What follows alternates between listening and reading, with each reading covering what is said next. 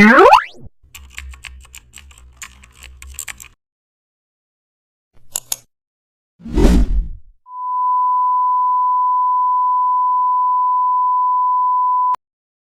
back to the channel. Don't forget to like, share, and subscribe my channel.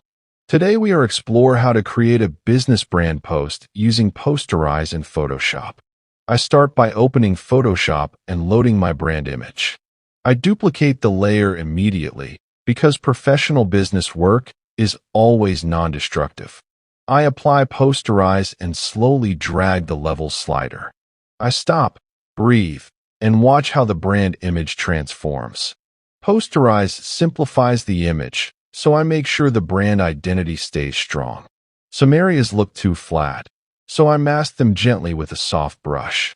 I zoom in and smooth rough edges to maintain quality. I choose colors that support the business tone: confident, calm,